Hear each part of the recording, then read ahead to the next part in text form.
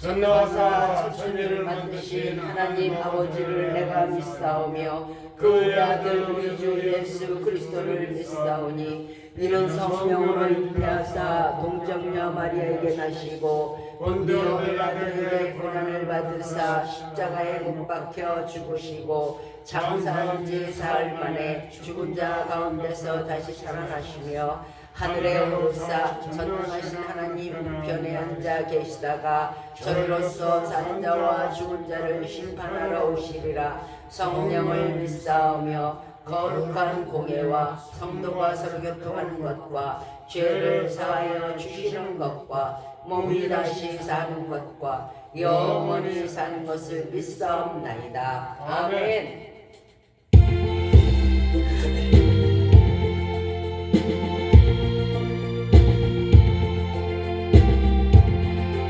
예수 따라가며 복음 순종하며 우리 행할 길 하나겠네.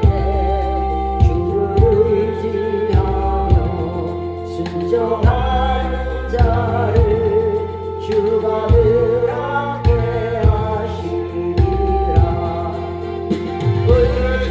의지하고 순종하는 길을 예수 안에 즐겁고 무대 해를 향하거나 우리 고생할 때 주가 못없이 하시겠네. 주를 의지하며 순종하는 자를 주가 안위해 주시리라. 의지하고 순종하는 길을 예수 안에 즐겁고 묻는 길이로다.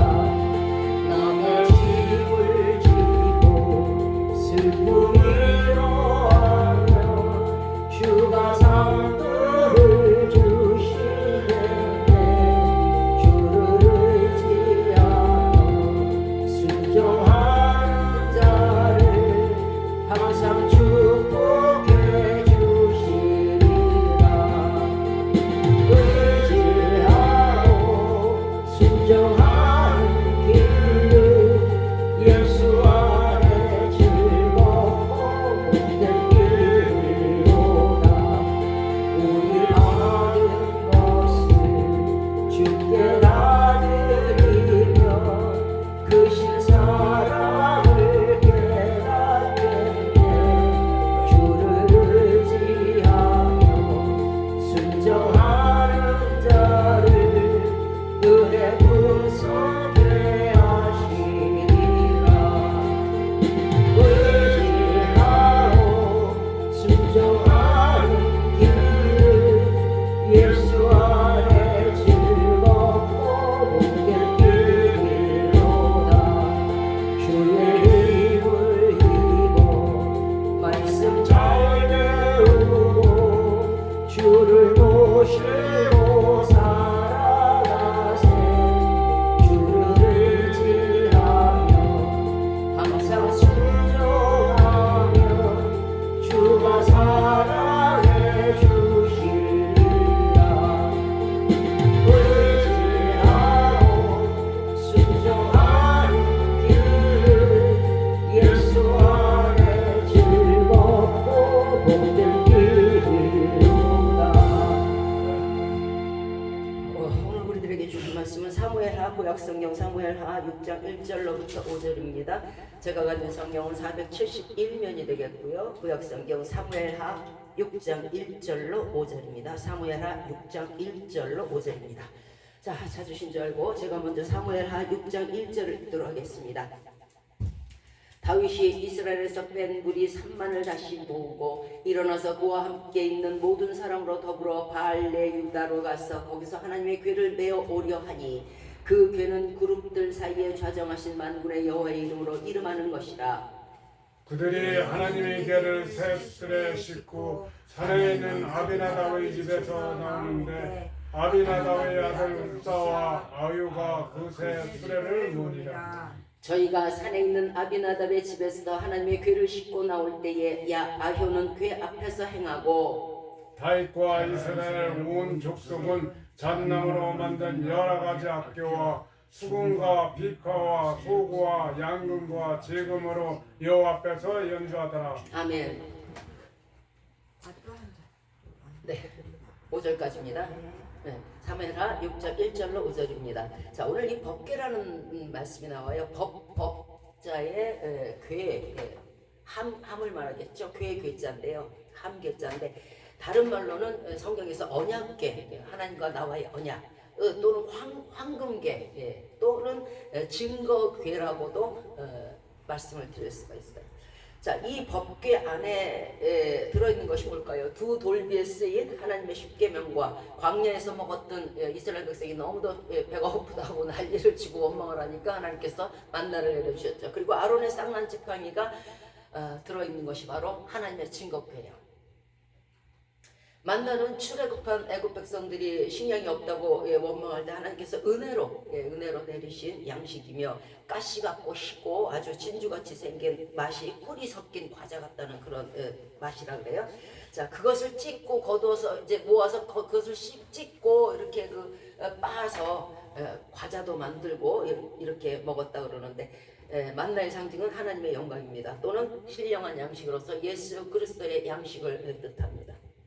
아론의 쌍난 지팡이가 나오죠. 아론의 쌍난 지팡이는 바로 무엇이냐면 바로 왕 앞에서 바로 왕 앞에서 이 이적을 행할 때에 가졌던 그런 지팡이예요. 현대 사람들, 현대 성도들이 제일 무시하기 쉬운 게 뭘까요? 저는 십계명이라고 생각해요. 너도 나도 십계명을 어기니까 이것은 정말 무용지물 같은 그런 생각이죠. 너도 그러니까 내가 그 10개 중에 하나, 뭐 너는 2개 어겼지 나는 하나 어겼다, 너는 3개 어겼지 나는 하나 어겼다. 그러나 하나도 안 어기려고 노력하는 사람은 없다는 생각이 들어요. 첫 번째가 뭡니까? 너는 나 외에 다른 신을 두지 말라 그랬죠. 두 번째는 너를 위하여 새긴 우상을 만들지 말고 또 위로 하늘에 있는 것이나 아래로 땅에 있는 것이나 땅 아래 물속에 있는 것이나 아무 형상이든지 만들지 말며 그것들에게 절하지 말며 그것들을 섬기지 말라고 했어요. 그런데 이제는 하나님과 우상을 겸하여 섬기는 것이 너무도 만연해 있어요. 이것이 돈이 된다면, 이것이 나에게 지위를 준다면, 이것이 나에게 권세를 준다면 눈 하나 찔끔 갖고 그걸 얼마든지 관용을 하고 허용을 한다는 거예요. 이 세배를 허용한다는 거죠. 제1계명과 제2계명은요 우상 숭배하지 말라는 거예요. 우리는요 자각을 하면서도 은연중에 이 말씀을 무시할 때가 너무도 많아요. 우리 지금 곁에 얼마나 많은 우상이 있습니까? 자, 롯의 처는 재물 때문에 그 세상의 화려함 때문에 그 우상 때문에 돌기둥이 되었다고 치면 지금 우리 속에는 얼마나 많은 우상이 있어요. 금덩어리 우상이죠, 은덩어리 우상이죠, 돈 우상이죠, 통장 우상이죠, 차 우상이죠, 집 우상이죠. 그런데 한번 따져봅시다. 그것들이 여러분을 그날에 구할 수 있다고 생각하십니까? 그리고 또한 그것들이 영원합니까? 어차피 우리를 그날에 구원하실 분은 하나님밖에 없어요. 그런데 그것들을 같이 싸잡아서 하나님과 섬기다가는요 하나님에게 버림을 받는다는 거예요. 차라리 차든지 덥든지 뜨겁든지 차든지 안 그러면 토하여 내치실 거니까요. 세상의 물질이나 세상의 권세에 굴복해서 눈 하나 찔끔 왼쪽 눈 하나 감고 오른쪽 하나 감는 거, 그것이 우리들에게는 만연해 있어서 죄 같지 않은 죄지만요 하나님 눈에는 엄청난 1계명 2계명을 어기는 죄라는 거예요. 하나님의 자녀는요 온전히 하나님만을 섬겨야 되고 복종하여야 함에도 불구하고 이것저것 내게 유익이 될 만한 것들은 다 우상이에요. 이 증거궤, 법궤, 언약궤를 주시면요 주종관계를 말하는 거예요. 우리는 하나님이 너무도 가까이 있고 하나님이 너무도 살아있으니까 우습게 알아요. 그러나 하나님은 이 증거궤를 주시면서 네가 이렇게 하면 이렇게 복을 줄 것이고 네가 이 증거궤 안에 있는 십계명을 지키지 아니하면 복을 안 주신다는 얘기예요. 즉 주종관계라는 거예요. 이사야서 1장 21절에서 신실하던 성읍이 어찌 창기가 되었는고 이제는 살인자들 뿐이다. 우리가 하나하나 십계명을 어기고 하나하나 짓는 그 죄들이요, 당신 혼자 짓는 게 아니에요. 그 죄는 반드시 전가가 돼요. 어디로 갈까요? 가족에게 가요. 어디로 갈까요? 약한 자녀들에게 가요. 내가 한번 죄를 짓고 그것이 무마되고 없어지고 나 혼자 징계를 받는 게 아니란 말이에요. 내가 잘못되면 내 부모가 어려워지는 거고, 내가 잘못되면 내 부인이 어렵고 내 남편이 어렵고, 내가 잘못되면 자녀들이 어려운 거예요. 죄는 전가가 돼요. 그러므로 나 혼자 죄 짓고 나 혼자 말지, 이게 아니라는 거예요. 은밀히 지은 모든 죄들이 그날에 백일하게 드러나요. 은밀히 지은 모든 여러분의 죄악, 우리의 죄악이요, 사실은 자녀들의 영속에 이미 다 침투해져 있어요. 이제는 살인자들 뿐이다. 사람의 영혼을 깎는 게 살인자. 꼭 사람을 죽여서 살인이 아니에요. 사람이 영혼을 죽이는 것이 살인자예요.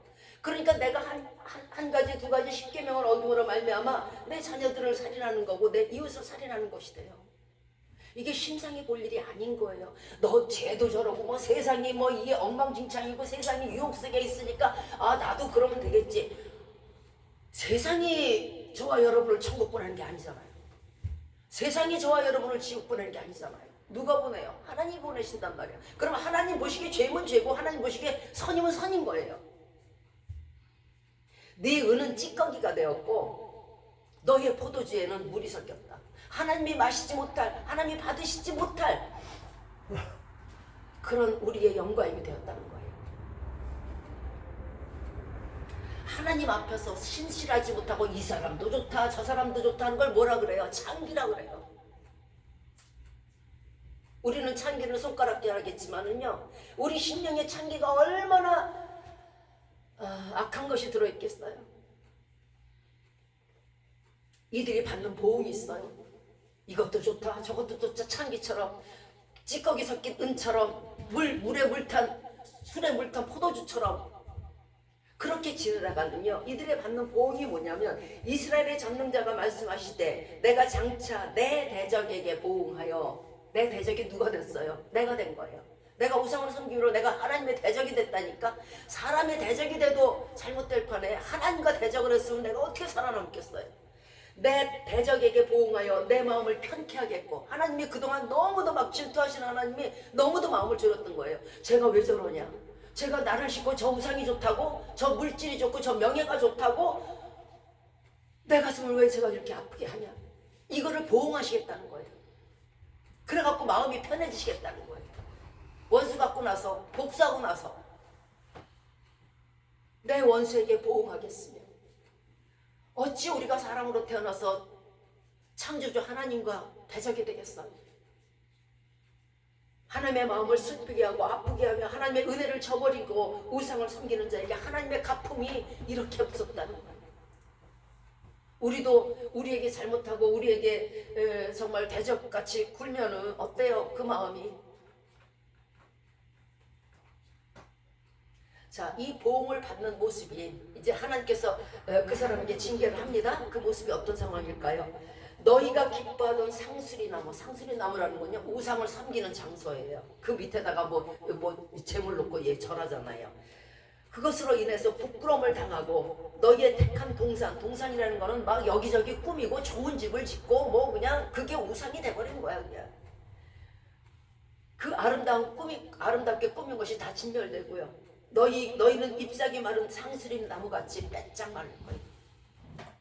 물 없는 동산. 아무리 동산이 이쁘면 뭐예요? 물이 안 되는데. 아무리 거대하게 집을 지으면 뭐 할 거예요? 패역한 자와 죄인, 그리고 여호와를 버린 자도 이와 같이 멸망할 거라고 말씀하셨어요. 우상을 섬기는 사람들은 그가 아무리 강할지라도 삼오라기가 가늘어요. 그것이요 불에 휘르륵 타요. 그런데 그것을 끌 자가 없어요. 얼마나 세게 타는지, 얼마나 질기게 타는지, 얼마나 영원히 타는지 그것을 끌 자가 없다는 거예요. 그것이 우상 숭배한 결과물이에요.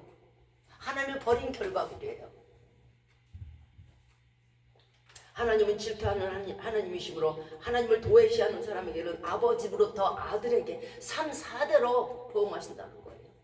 자녀들에게 눈도 보지 못하고 귀도 보지 못한 그 자녀들에게 복을 못 내려줄지언정 저주를 남겨야 되겠어요. 그것까지 우상숭배 안 하고 말지. 자, 제3계명은 너는 하나님의 여호와의 이름을 망령때 일컫지 말라 그랬어요. 망령되다는 건 하나님 보시기에 우리가 망령된 사람들을 뭐라 그래요? 제정신이 아닌 걸 말하죠. 하나님 보시기에 제정신이 아닌 거야. 이 핀트가 지금 잘못되어 있는 거야. 나사가 풀려 있는 거예요. 그 말과 행동이 하나님 보시기에 이제 쟤 왜 저러니? 뭐 제가 저길로 안 가고 왜 저길로 가지? 디모데후서 2장 16절에 하나님에 대하여 경건하지 않은 세속적인 행위를 말해요. 막 못되게 행동을 하고 행실을 하고. 자, 아간이라는 사람이 있어요. 아간이라는 사람이 하나님 말씀을 이제 어기고 망령되이 행했어요. 이것이 뭐냐면 여호수아 6장 18절 이하에서 이제 여리고성을 함락했죠.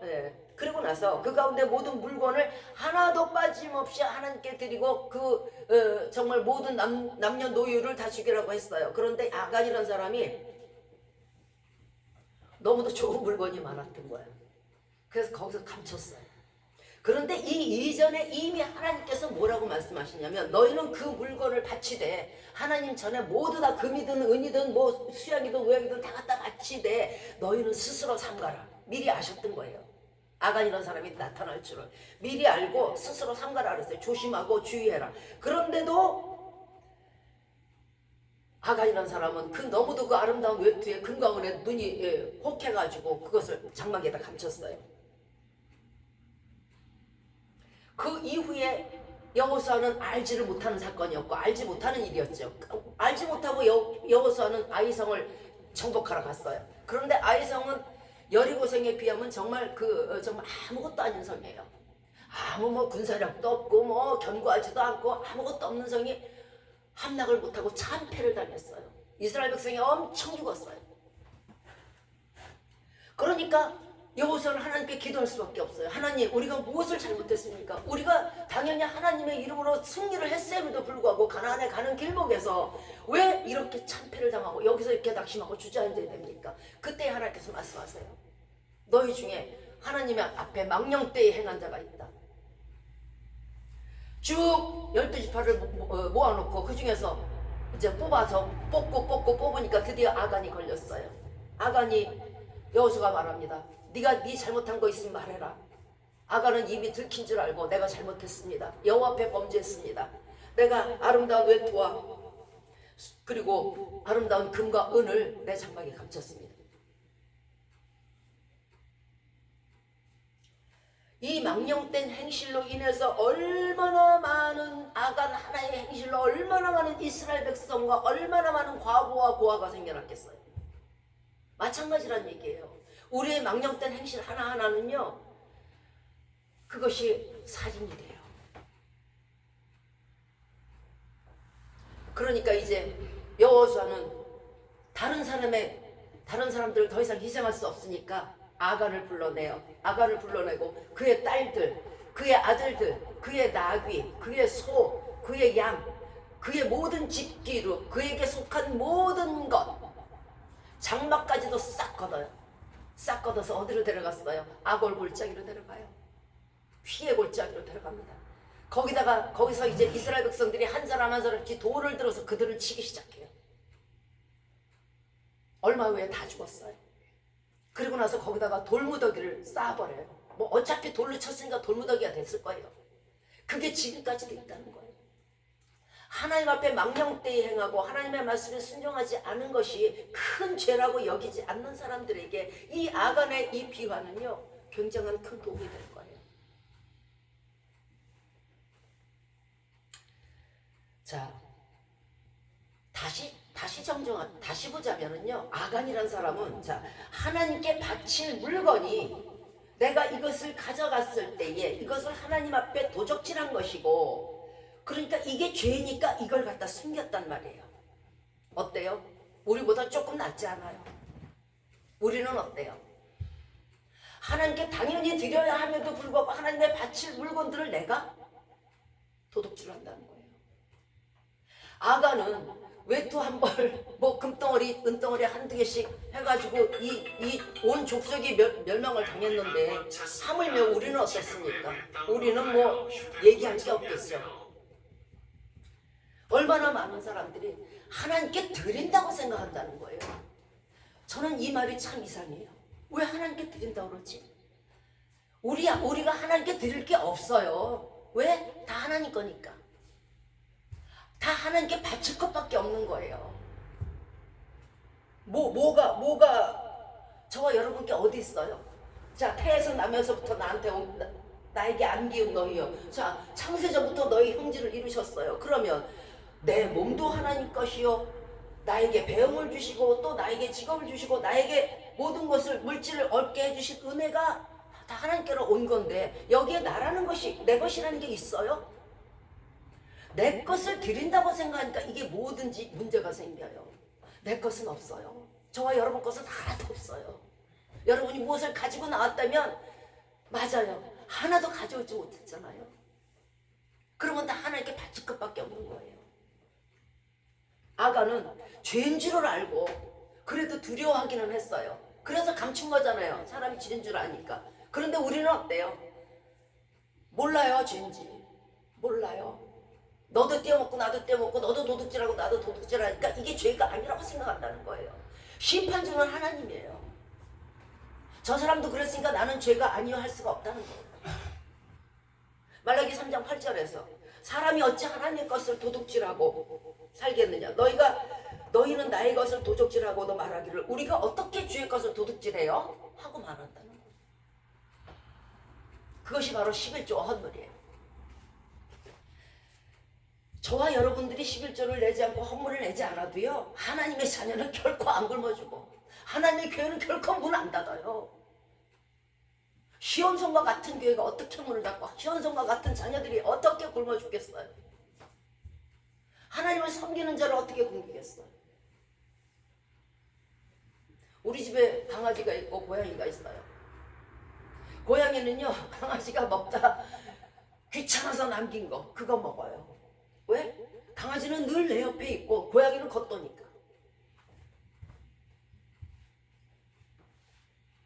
아간처럼 곧 너희의 온 나라가 내 것을 도적질하였으므로 너희가 저주를 받았느냐.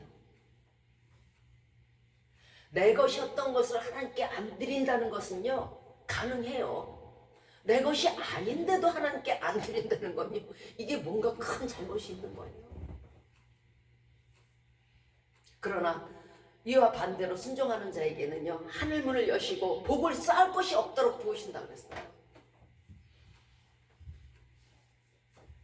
우리가 말씀을 어길 때 이 일 외에, 이 아간의 일 외에 남색하는 거, 헛맹세, 거짓말에 하나님을 이용하는 거, 하나님에 대하여 경건하지 않은 거, 이 망령된 행위들을 우상 숭배의 행위와 똑같다고 하나님께서는 말씀하고 계세요. 제사는 안식일을 기억해서 거룩히 지내라는 거예요. 엿새 동안 힘써 내 일을 하고 제7일은 하나님의 안식일인즉 지키라. 왜냐하면 하나님이 안식일을 복되게 하여 그날을 거룩하게 하셨기 때문이다. 그날에 우리가 복을 받는 찬스의 날이라는 게 찬스예요. 찬스데이예요. 그런데 그것을 모르고 나를 괴롭게 하느니 나를 귀찮게 하느니 그게 아니라는 거예요. 많은 날들이 있겠지만 주일만큼은 하나님께서 여기에 오는 사람 내게 오는 모든 자에게 내가 복 주려고 기다리고 있단다 하고 복을 제정하신 날이 주일이에요. 인간은요, 하나님께 공급을 받지 못하면요, 결코 1분 1초도 살아갈 수가 없어요. 1분 1초 후에 내가 어떻게 될지 모르는 거예요. 다섯 번째는 내 부모를 공경하라요. 그리하면 여호와가 내게 준 땅에서 네 생명이 되리라 장수한다는 거예요. 참 보면요, 그 부모가 장수를 했으면 그 자녀들도 꼭 장수를 하더라고. 자, 제6은 살인하지 말라, 제7은 간음하지 말라, 제8은 도적질하지 말라. 이건 사람과 사람 간의 관계를 말해요. 제9는 내 이웃에게 거짓말하지 말라. 제10은 너희 이웃의 것을 탐하지 말라. 네 남종이든 여종이든 이웃의 아내라 그 이웃의 모든 소유를 탐하지 말라는 거예요.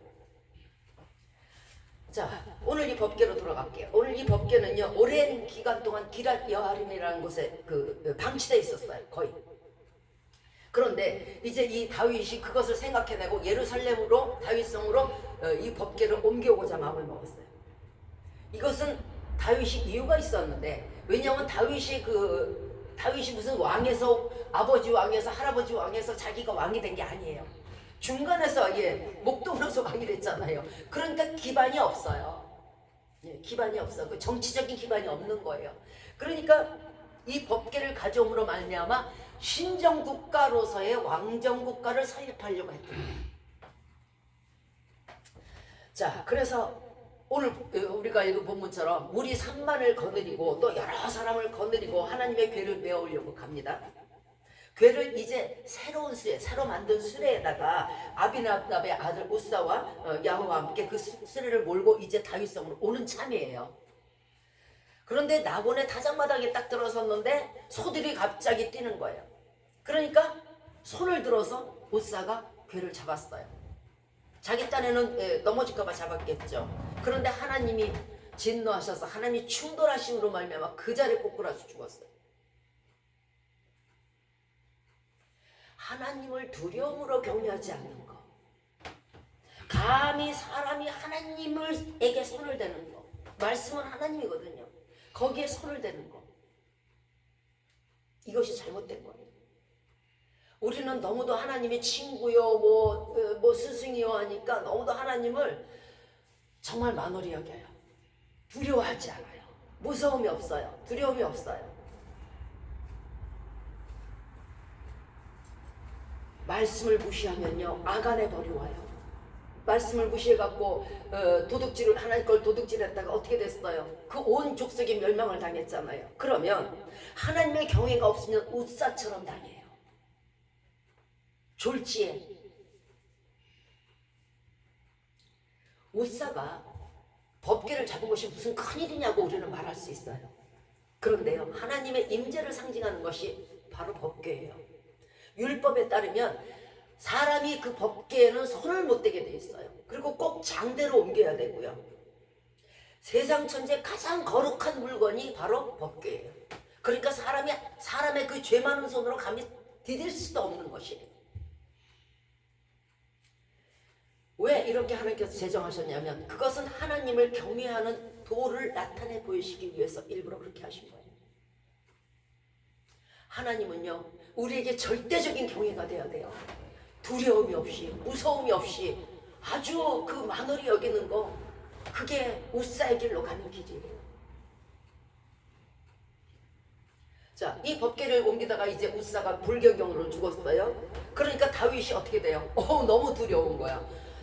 저 궤를 가져왔다가 나도 졸지에 불시에 정말 비명 행사하는 건 아닌가 이렇게 생각을 했을 거예요. 그래서 말합니다. 아유 여호와의 궤를 어찌 내게 가져오리요. 아유 가만히 보니까 저 무지하게 무서운 물건이구나. 그래서 돌이켜서 이제 가드 사람 오벳에돔의 집에다가 그거를 맡겨버렸어요. 본장 11절에서 본장이죠. 본장 11절에서 여호와의 궤가 가드 사람 오벳에돔의 집에 석 달을 있었는데 여호와께서 오벳에돔과 그 온 집에 복을 주시니라.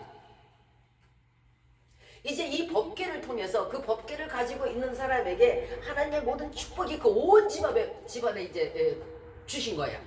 그러니까 잘 생각해 보세요. 우리에게 자 오벳에돔의 집이 법궤 때문에 축복을 받았잖아요. 온 집안이 넘치도록 축복을 받았잖아요. 자 그러면 우리에게 이 법궤가 있으면 축복을 받는 거예요. 우리의 가정에 이 법궤가 있다 그러면은요 우리는 이 법궤를 통해서 큰 축복, 오벳에돔의 축복을 받을 수 있는 거예요. 그 당시에는 법궤가 함으로 된 법궤가 있지만 이 법궤가 신약시대에 와서는 우리 가슴속에 법궤가 되면 돼요. 이 법궤 안에 무엇이 있었어요? 바로 만나가 있었죠. 아론의 쌍난 지팡이가 있었죠. 십계명이 있었단 말이에요. 만나는 하나님의 은혜를 늘 잊지 않으면 되는 거고요. 아, 오늘도 일용할 양식을 주셔서 감사합니다. 이게 만나예요. 하나님께서 매일같이 내려주시는 만나. 이스라엘 백성은 그 만나가 가나안 가기 전에 그쳤겠지만 우리에게는 이 만나는 영원히 하늘나라에 갈 때까지 있는 거예요. 그것이 영원한 만나예요. 이 만나가 하나님의 은혜에 일용할 양식을 주시는, 항상 우리를 보살펴 주시고 부족함 없이 채워주시는 그 은혜에 감사하는 마음이 있다면 바로 우리 가운데 법궤 안에 있는 만나가 있는 거예요. 자, 늘 주님께서 말씀하시듯이 너희는 왕같은 제사장이라 그랬죠. 대제사장직을 수행함에 있어서요, 아론의 쌍난 지팡이는요 절대적인 권위를 가지고 있어요. 우리 가슴에 제사장직인 지팡이를 가지고 있으면 돼요. 내가 내 가정의 제사장이고, 내가 내 이웃의 제사장이고, 나는 하나님의 능력으로 귀신을 쫓아내고, 나는 어려운 사람들을 얼마든지 예수 그리스도의 이름으로 복음을 들고 나가서 저들을 구원의 길로 인도할 수 있고, 이것이 바로 아론의 쌍난 지팡이. 이것이 내 가슴에 있는 한 법궤 안에 있는 만나와 지팡이를 가지고 있는 거예요. 그 다음에 뭐가 있었어요? 돌판이 있었죠. 십계명의 돌판이 있었죠. 그 돌판을 우리 가슴에 갖고 있는 거예요. 십계명 우습게 보지 마세요. 이 십계명을 내 두 돌판을 가슴에 품고 늘 이것을 지키려고 노력하고 지킨다면은 이것은 바로 법궤가 여러분과 여러분 가정에 있는 거예요. 그러면 여러분과 여러분의 가정이 오베데돔의 가정처럼 복을 받는 거예요. 하나님의 법궤는요 바라보라고 있는 게 아니에요. 그 은혜를 알고 지키라고 있는 거예요. 왜 그러냐면 법궤를 놓고 이스라엘 백성이 문 닫아놓은 거 아니잖아요. 법궤를 놓고 늘 제사를 드리잖아요. 화목제를 드리고 번제를 드리잖아요. 우리 한 사람 한 사람의 가슴에 이 법궤를 갖고 있다면요, 그야말로 여러분의 가정은요 복된 가정이 될 거예요. 마태이라는 사람이 이렇게 말을 했다 그래요. 우리가 기억하는 한 역사상 하나님의 오른팔을 의지한 사람 중에 실패하거나 버림받은 사람이 단 하나라도 있었느냐? 죽도록 사랑하시고 죽도록 순종하시고 죽도록 충성하세요. 절대 잘못되지 않아요. 절대 실패하지 않아요. 하나님은 자기를 경외하는 자를 결코 버리지 않아요. 자기 피를 주고 우리를 사신 분이 그 이상의 그 어떤 걸 못 주시겠어요? 자, 이제 오베데돔의 집이 복을 받았죠. 그러니까 이제 다윗이 이제 하나를 이루고 있는데 어떤 사람이 막 와요. 아니 글쎄 있잖아요, 그 법궤가 있는 그 오베데돔의 집이요 그렇게 복을 받았대네요. 자, 다윗이 처음에 생각한 건 뭐였어요? 그 법궤가 잘못하면 내가 죽을 수도 있다고 생각했는데, 어떤 사람이 와서 그 집이 복을 받았다고 막 자랑을 하니까 가만히 있어봐, 그러면 내가 법궤를 도로 가져와야겠는데 이렇게 생각을 합니다. 그래서 다시 그 소유 때문에 오베데돔이 복을 받았다 그러니까 호흡해가지고 솔깃해가지고 다시 오베데돔의 집으로 가요. 그래서 기쁨으로 메고서 다윗성에 자기의 성에 들어옵니다. 이 얼마나 경외를 잘했는지 언약궤 법궤를 이렇게 맨 자가 6발걸음을 뛸 때마다 소와 그리고 살진 것들로 하나님께 제사를 또 6걸음을 뛸 때마다 다윗성에 올 때까지 오베데돔의 집에서 6걸음마다 살찐 송아지와 번제와 화목제를 드립니다.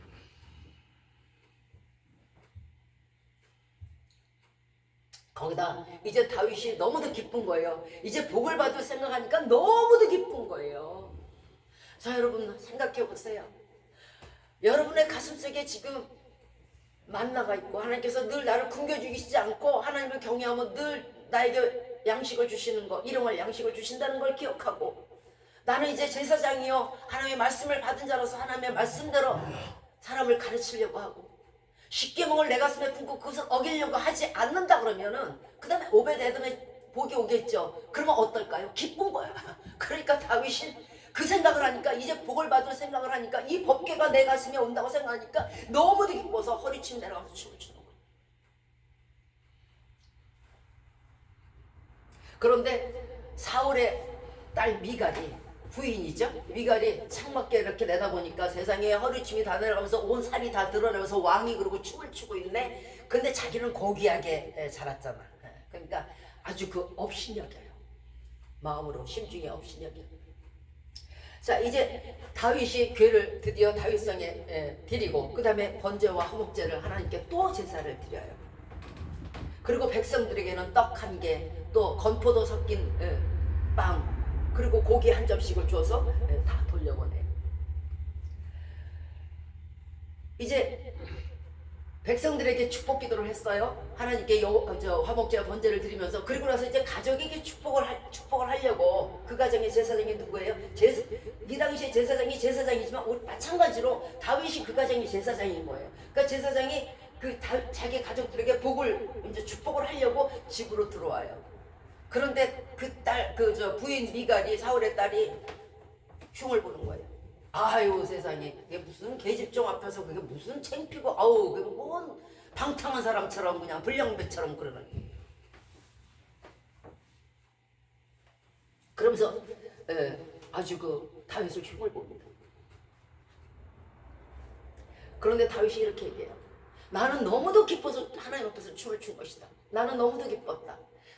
이 목동에서 나를 왕으로 삼아주신 그 은혜에 기뻤고, 또는 그리 아니하실지라도 내가 천한 자 중에 가장 천한 자가 될지라도 하나님이 함께 하신다는 그것이 나는 기뻐서 춤췄다. 어쩔래. 하나님의 모든 행사에 나는 너무도 기뻤다. 그래서 춤을 췄다는 거예요. 그리고 앞으로도 춤을 추리라, 이렇게 얘기해요. 그러면서 사울의 딸을 질책합니다. 자, 사울의 딸이 미갈이 어떻게 됐을까요? 이걸로 끝났을까요? 아니요. 하나님의 징계를 받는데 그가 죽기까지 자식이 없어요. 한 명도 없어요. 이렇게 징계를 받는 거예요. 무슨 뜻이냐면요, 하나님이 하는 모든 예배나 행사에, 하나님이 하시는 모든 일들에 대한 성도의 행위에 대해서 질책하지 마시라는 거예요. 그러면 이렇게 미갈처럼 돼버려요. 여러분들이 보기에는 어떨 때는 미친 사람 같을 수도 있어요. 주여! 주여! 막 뛰고 막 그냥 강당에서 뛰고 막 이런 거. 나 그런 것 때문에 안 가. 이런 사람도 있어요. 죄송한 얘기지만 저도 처음엔 그랬어요. 저 뭐 약간 미친 사람들 아니야? 흉보지 말라는 거예요. 여호와 앞에서 춤을 출 때 그 성령이 하시는 거예요. 여호와 앞에서 주야 소리 지를 때 그 성령이 하시는 거예요. 그것을 질책하지 마세요. 그를 질책했다가는 일평생 자녀가 없어요. 하나님이 하시는 모든 행사에 대해서 성도들을 존중하시기 바랍니다. 자, 오랜 기간 동안 이제 그 기랏 여아림에 방치됐던 법궤, 이제 법궤가 하나님의 상징이라 그랬죠. 이제 우리 역시도 마찬가지예요. 오랜 기간 동안 하나님의 법궤가 우리 가슴에 없었어요. 하나님의 말씀도 없었고 십계명도 없었어요. 그런데 이렇게 방치됐다가 이제 돌아왔잖아요. 여러분 지금 예수 그리스도를 믿으시고 예수 그리스도를 믿는다고 신앙 고백을 하셨으면 이제 오벳 에돔의 복이 여러분에게 임하는 거예요. 의심하시지 마시기 바랍니다. 다윗은 알잖아요. 이제 하나님의 말씀이 내게 왔네. 나는 은혜 받았네. 나는 제사장이 되었네. 나는 성도가 되었네 하니까 미리 춤을 추잖아요. 우리 마음에 하나님의 은혜와 성도로서의 직무가 지워지고 십계명을 주셔서 우리를 바른 길로 인도하시게 되면 어떻게 복을 안 받겠냐고. 복을 못 받는다는 건 사람이 어그러진 길을 가기 때문이고, 복을 못 받는다는 건 사람이 함정에 빠지기 때문이고, 복을 못 받는다는 건 사람들이 딴 길로 가기 때문이고, 복을 못 받는다는 건 사람들이 험한 길을 택하기 때문에 그래요. 그런데 이제 하나님의 말씀이 내 발의 등이요 빛인데 그 빛 따라서, 그 십계명을 따라서, 여러 가지 계명을 따라서 갈 텐데 내가 잘못될 일이 없잖아요. 그럼 내가 복을 받을 수밖에 없는 거잖아요. 그게 의심이 가요? 의심이 안 가죠. 자, 우리 가운데 하나님의 법궤가 있으면 어떻게 될까요? 만나가 내 가슴에 있고 하나님의 직무를 수행하는 아론의 쌍난 지팡이 제사장이 된 지팡이, 성도라는 직분의 제사장이 된 이 아론의 쌍난 지팡이가 있고 내게 십계명의 두 돌판이 있고 계명들이 있다면 어떤 결론이 나올까요? 여호수아 3장 이하의 말씀에서 이스라엘 지파들이 이제 여호수아가 총집합을 해요. 그리고 나서 매 지파 12지파죠. 매 지파에 한 명씩을 추려요. 그러니까 몇 명이 됐겠어요? 12명이 되겠죠. 이제 12명이 이제 여호와의 궤를 메고 요단을 건너야 돼요. 요단강을 건너야 그 다음에 뭐가 있어요? 가나안 땅이 나오겠죠. 자, 백성들도 이제 요단을 건너려고 쫙 준비를 했어요. 12명의 그 지파의 장들이 여호와의 궤를 맸어요. 이때 계절이 언제냐면요, 모맥을 거두는 시기라 그래요. 모맥을 거둔다는 것은요, 쌀 보리를 거두는 시기예요. 그러니까 엄청나게 물이 불어난 상황이에요. 우기. 자, 궤를 맨 자들이 이제 발이 요단강 물에 닿게 됐어요. 그런데 위에서부터 흘러내리던 물이 쫙 갈라져서 벽이 되버린 거예요. 똑같은 홍해의 기적이 나온 거예요. 그 마른 땅으로 인해서 제사장들이 먼저 홍해를 건넜고, 그 다음에 200만 명의 그 이스라엘 백성이 건넜고, 소와 양들이 건넜어요. 여호수아는 말합니다. 여호수아 3장 10절에서 사시는 하나님이 너희 가운데 계시사, 아까 뭐라 그랬어요? 그룹들이 궤를 보호한다 그랬죠? 우리 가운데 있는 거예요. 자, 너희 가운데 계시사 가나안 족속, 헷 족속, 히위 족속, 브리즈 족속, 기르가스 족속, 아모리 족속, 여부스 족속을 너희 앞에서 정령이 쫓아내시리라. 무슨 뜻이냐면요, 여러분에게 여호와의 법궤가 있다면 이 모든 대적들이 다 쫓아 나간다는 거예요. 지금 무슨 이야기냐면, 여러분이 하는 모든 사업과 여러분이 경영하는 모든 일들이, 여러분이 하는 모든 범사에 대적들이 감히 견디지를 못한다는 거예요. 항상 패하고 도망간다는 얘기예요. 한 길로 왔다 7길로 나간다는 얘기예요. 그러나 여러분에게는 승리만이 주어진다는 얘기예요. 여러분 가슴에 법궤가 있다면, 온 땅의 주 여호와의 궤를 맨 대제사장들이 발이 아니고 발바닥이 요단물을 밟고 멈추면 흘러내리던 물이 끊어지고 쌓여서 양쪽으로 서리라 말했어. 실제로 그렇게 됐고요. 법궤가 우리 마음에, 이 말씀은 법궤가 우리 마음에 있다면 모든 대적들의 여러분은 항상 승리한다는 거예요. 항상. 내 살을 먹으려고 왔다가 지들이 엎어져서 도망을 간다는 얘기, 7길로. 그 어떤 방해 세력이 없다는 거예요. 사람이요, 일이 안 되고 일이 잘못되고 사람이 실패하는 건 방해 세력 때문에 그러는 거잖아요. 아니면 뭐예요? 반대로는 승승장구잖아요. 자, 그러니까 방해 세력이 없어지면 승승장구하는 거예요. 뭐 좀 하려고 그러면 방해하고, 뭐 좀 하려고 그러면 방해하고, 이것 때문에 사업이 안 되는 거예요. 그 어떤 방해 세력도 여러분을 이길 수가 없어요. 여러분 가운데 법궤가 있는데. 또 한 가지가 있어요. 요단강이 마르는, 요단강이 양쪽으로 물러서서 서는 기적이 일어난다는 뜻이에요. 대적이 물러갈 뿐만이 아니고 홍해의 기적을 다시 한번 맞고 요단강의 기적을 다시 한번 일으켜서 여러분을 의의 길로, 생명길로, 구원의 길로, 축복의 길로, 유복한 길로 가나안 땅으로 인도하신다는 뜻이에요.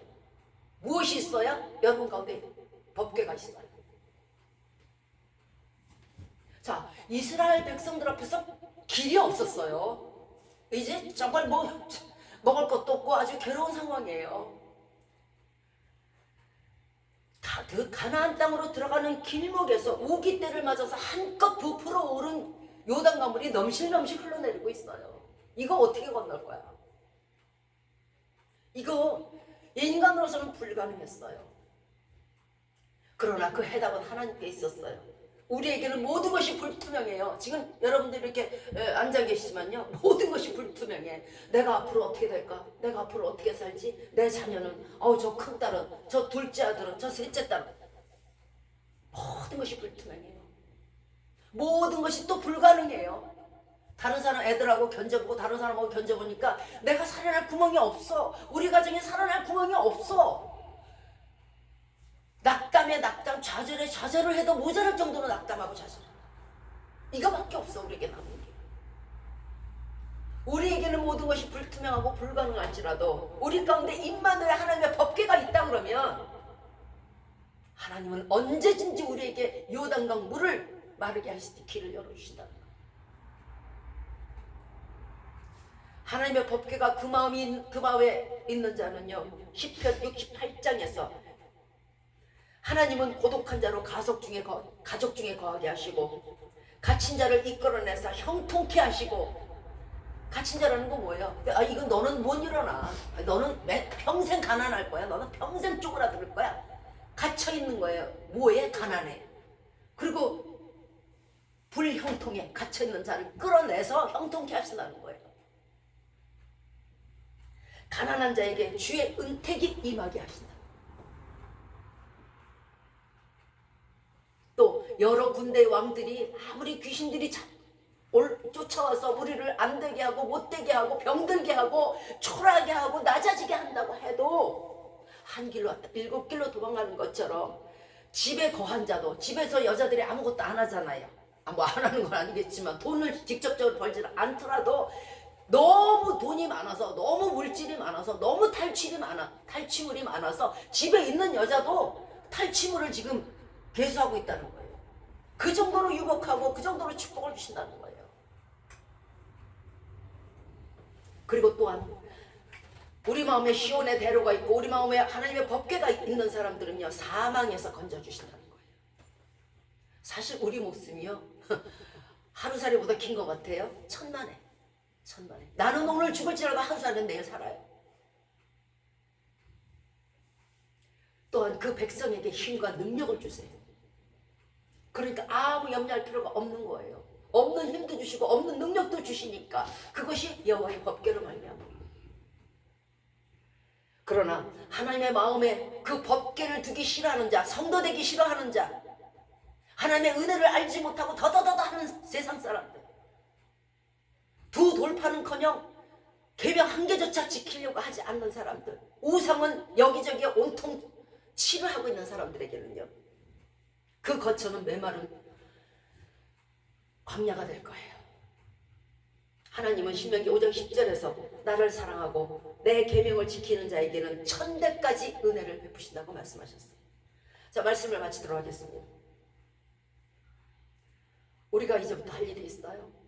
지금까지 베푸신 하나님의 은혜를 늘 기억하면서 한시도 빼놓지 않고 기억하시기 바래요. 성도의 직분인 아론의 지팡이를 잡고 주의 일을 하고 십계명의 두 돌파를 내 가슴에 늘 품고 늘 삼가며 조심하며 주의 계명을 어기지 않도록 주의하시고 하나님을 두려움으로 경외하시고 하나님만을 섬기는 성도들이 되심으로 말미암아 저와 여러분 법궤를 통한 하나님의 축복을 얻으시기를 예수 그리스도의 이름으로 축원드리겠습니다. 아멘.